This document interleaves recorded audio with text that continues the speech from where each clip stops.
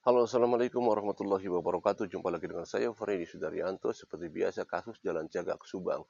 Pagi ini saya akan membahas kasus Jalan Cagak Subang seputar masalah adanya wawancara antara Heri Susanto dan salah seorang pakar hukum.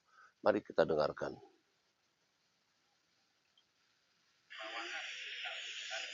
Jadi ketika seseorang ini ingin sudah punya niat ya, membunuh pada seseorang bisa, tetapi dia ini pinjam tangan, pinjam tangan ya. Orang itu dalam posisi tekanan institusi, tekanan lembaga misalkan. Jadi artinya otoritas orang itu tuh sudah dikuasai ya oleh orang tersebut ya.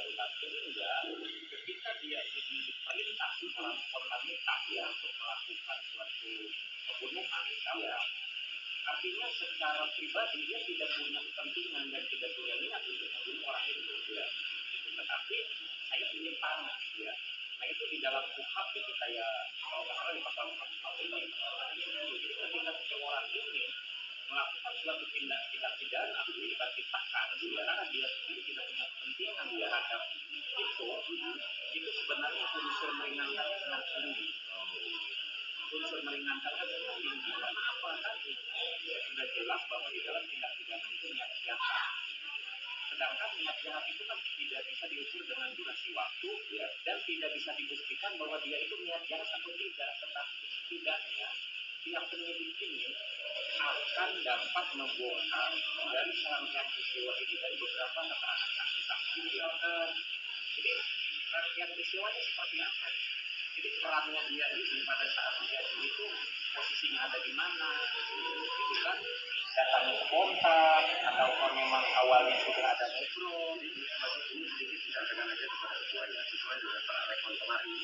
Dan tentunya ini mungkin juga mengacu kepada BAP yang disampaikan oleh saudara dan di sini ya. Jadi awalnya itu setelah dia di tempat dia nongkrong, dia diajaknya itu untuk membeli pelajaran, jadi tidak berbicara mau melakukan pembunuhan, bantuan aman, gitu kan? Ya, itu bantuan aman, kira-kira seperti itu. Karena memang walaupun karena memang kita ketahui kan bahwa dari ini anaknya, kakaknya ibu cukuplah ini, seperti itu. Jadi bantuan aman seperti itu. Ya artinya memang kalau dia mau melakukan tindak pidana dalam arti secara dia sendiri, sebenarnya kalau secara hukum dia harus dibebaskan dari hukum sebenarnya. Kalau pendapat saya itu kan yang bicara kuhab bukan saya ya. Jadi orang ini ditekan misalnya saya ini sebagai anggota polisi misalkan gitu kan, atasan saya ingin membunuh seseorang tetapi saya dengan pegangan senjata misal saya harus membunuh orang lain ya, sementara saya tidak punya niat dan tidak punya persoalan apa-apa gitu kan. Nah kalau dilihat dari kasat mata secara hukum bahwa yang melakukan saya gitu kan, tidak tahu bahwa yang perintah dengan pegangan senjata itu orang lain. Nah ini kan harus dibuktikan dengan apa itu petunjuk, itu kan? Petunjuk itu orang lain yang menyaksikan bahwa ini diperintah, itu kan ada institusi yang yang dapat menggambarkan bahwa itu dia memang sudah punya niat, ya.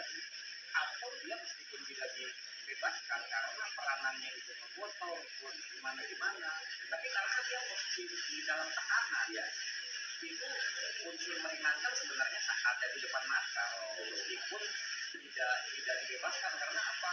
Jadi polisi juga menyimpulkannya sangat krusial ya, tentang orang itu sebenarnya ada niat jahat atau tidak gitu ya, sejak awal ya, atau ada niat jahat spontan tidak ya kan.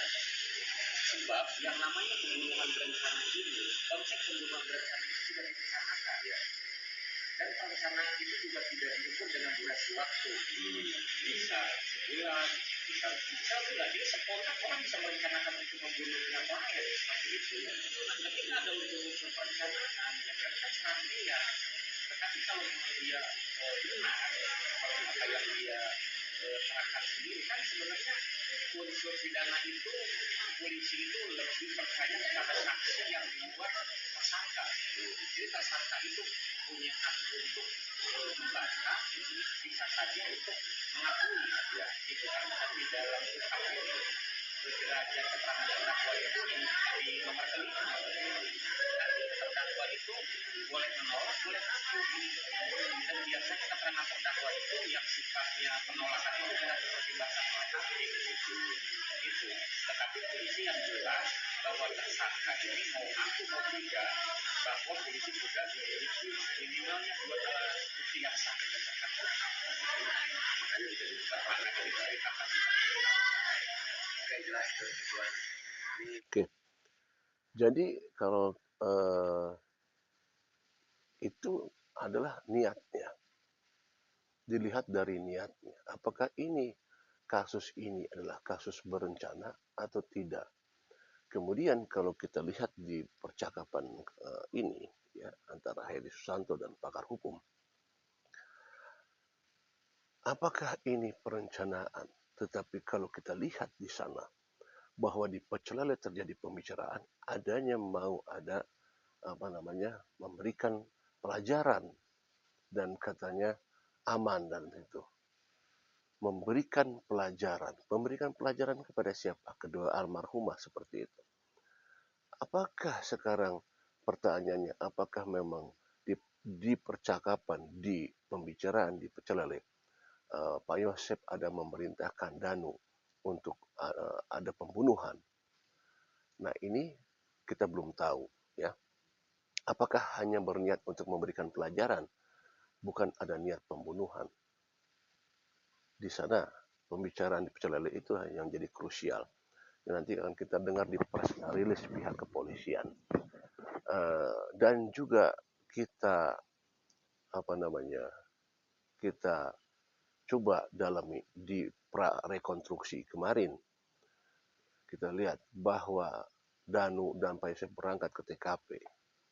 Nah, apakah sekarang kalau misalkan begini, kalau niatnya pembunuhan, saya kira Danu harusnya bisa langsung menghindar. Tapi kita yakini mungkin duga bahwa ini bukan niat pembunuhan. Sekedar memberikan pelajaran kepada kedua almarhumah.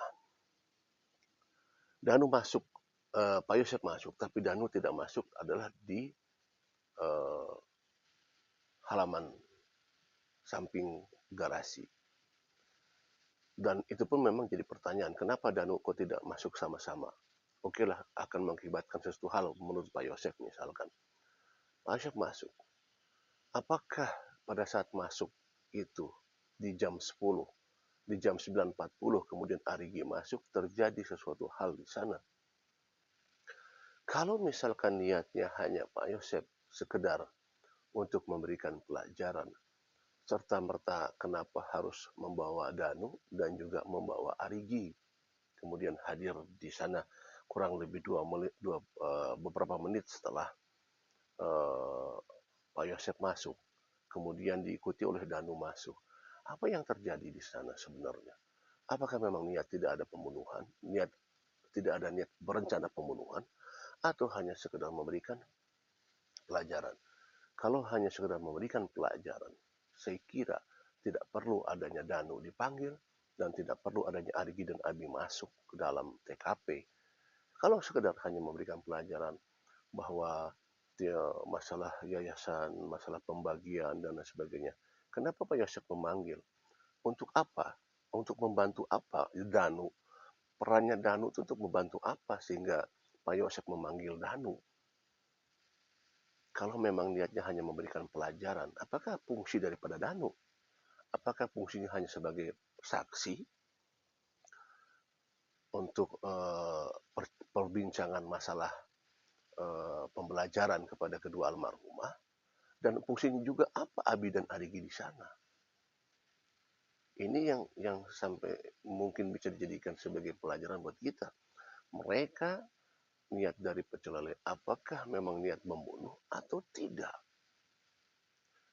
Sekarang saya akan bicara dengan tadi dikatakan oleh pakar hukum di sana, Danu kalau misalkan dalam niat penekanan dari Pak Yosef, sekarang pertanyaan begini, apakah Danu ditekan oleh Pak Yosef untuk melakukan hal pembunuhan? Apakah memang itu spontanitas dilakukan oleh Pak Yosef karena ada pertengkaran dahulu, karena ada katanya pembelajaran? Apakah datang ke TKP langsung dibunuh? Nah, ini yang kita tidak tahu seperti apa di dalam itu. Katakanlah sekarang saya mau bicara dulu bukan dari Arigi dan Abi, saya bicara dari Danu dulu karena Danu yang pertama kali dipanggil oleh Pak Yosef. Apakah Danu dalam tekanan? Nah, ini yang kita. Apakah Danu pada saat melihat kejadian, katakanlah kejadian pembunuhan, apakah Danu di sana dalam tekanan untuk membantu Pak Yosef? Apakah tidak dalam tekanan? Danu usia 21 tahun, katakanlah 20 tahun pada saat kejadian. Dan usia segitu adalah usia dewasa. Usia dewasa bisa menentukan mana yang baik, mana yang tidak baik, mana yang akan beresiko, dan mana yang tidak akan beresiko. Kalau misalkan betul-betul Danu dipanggil dari warnet, betul-betul tidak tahu sama sekali apa yang akan terjadi, dan sifatnya spontanitas atau dadakan, Danu oke lah, dari pecel lele, ngobrol, dan sebagainya, menuju ke TKP. Walaupun di awal kita sempat mencurigai kenapa kok Danu tidak bersama-sama dengan Pak Yosef kalau di sana. Oke lah, itu perintah Pak Yosef. Tapi tentunya Danu bertanya, kenapa dong saya kok diperintahkan ke samping masuknya? Harusnya Danu bertanya demikian kan, kenapa kok saya disuruh ke samping? Sedangkan mereka, Danu kan biasa keluar masuk ke TKP.